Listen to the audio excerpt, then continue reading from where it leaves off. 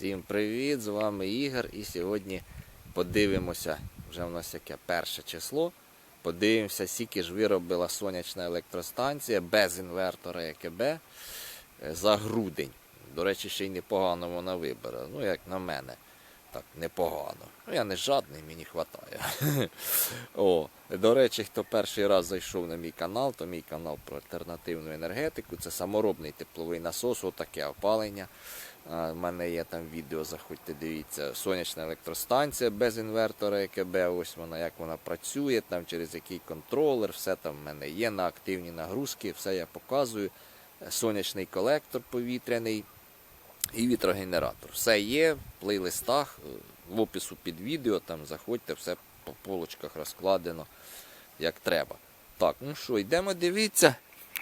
Скільки сонячна електростанція на 8 кВт, це в мене отут це поле на 4 кВт, воно сонце таке вже заходить.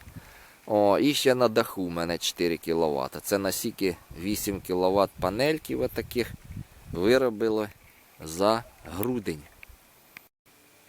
Так, от ми вже біля щитової моєї сонячної електростанції. Може хто не бачив, оце все, що ви бачите, оце воно і є між панелями сонячними і навантаженнями. Це бойлер, ось він, електроплитка, електрообігрівачі, тени повітряні, оце все, більше тут нічого. Оце і все ще твердотілі реле над акумулятором. Бачите? Це акумулятор, він, до речі, не до цієї електростанції відноситься.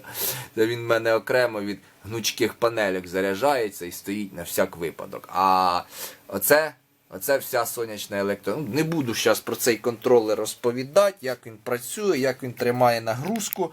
Так, дивимося, що тут у нас є. Так, 192 вольти, 66-67 кВт годин виробила це поле, це на даху. 67. І поле за хатою на трекері, це там, де ми тільки що були, 76 кВт. 76 плюс 69, це скільки виходить? 130, 140. Почти майже 150 кВт годин. Я вважаю, це непогано. 150 кВт годин для грудня. Для грудня пішло мені в бойлер, в опалення, в електроплитку. Мені здається, це непогано. Так, обнулюємо на слідуючий наступний місяць. Так, як вони там обнулюються, щоб ніхто не казав, що я їх плюсую. Так. Це ампер часи, 3 рази. Все, кіловат години. 0,00. Бачимо. І тут. Зараз теж обнулимо.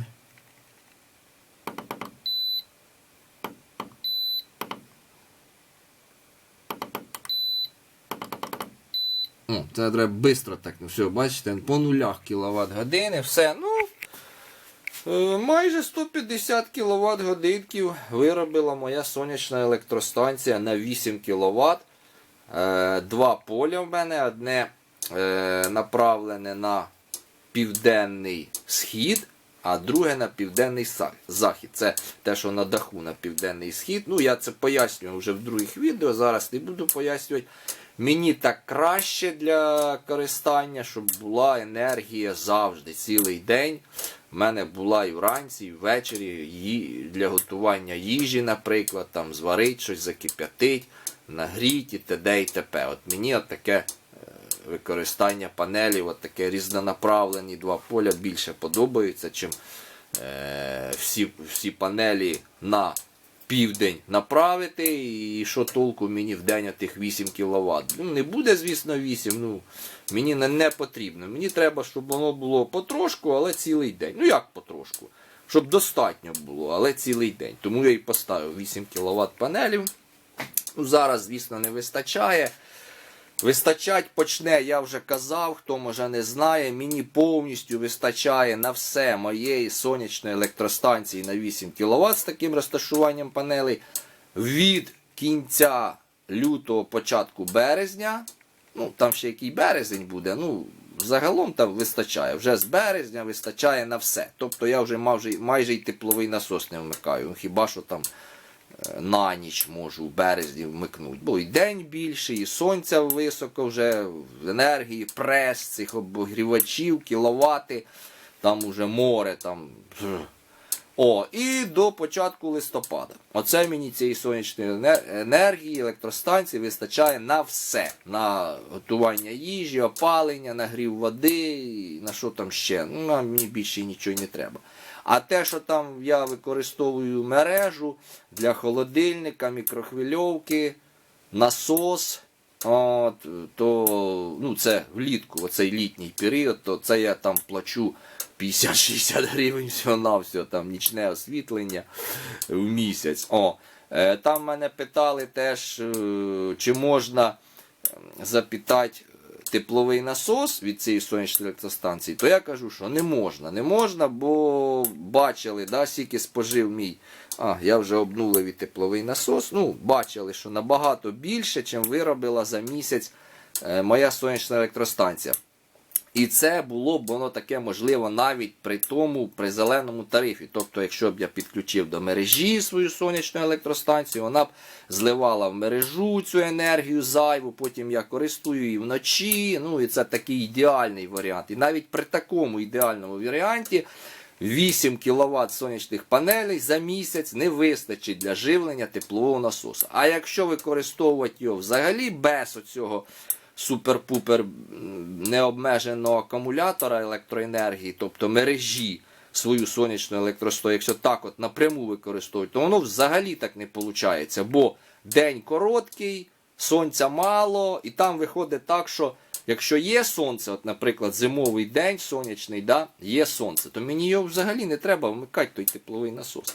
Мені вистачає сонячної енергії для опалення, воду гріть, все там вистачає. Тобто він мені не потрібен його вмикати. А от якщо нема сонця, то тої енергії, що видає ці 8 кВт, не вистачає для живлення теплового насосу. Тобто, ну, не виходить воно так. Через акумулятори заряджати це ще гірше. Це, ну, взагалі, мабуть, найгірший варіант, бо це треба купу акумуляторів. Ну, це для мене це не варіант. Ну от таке от відео коротеньке на сьогодні. Що кому не зрозуміло, питайте, пишіть. Там в мене, в принципі, хватає відео по цій сонячній електростанції. Так що дивіться відео. Якщо вже передивитесь і тоді ще щось залишиться незрозуміло, тоді вже пишіть, питайте. Я всім відповідаю, допомагаю, всім безкоштовно поки що. Так що, ну все, всім до побачення, до слідуючих відео.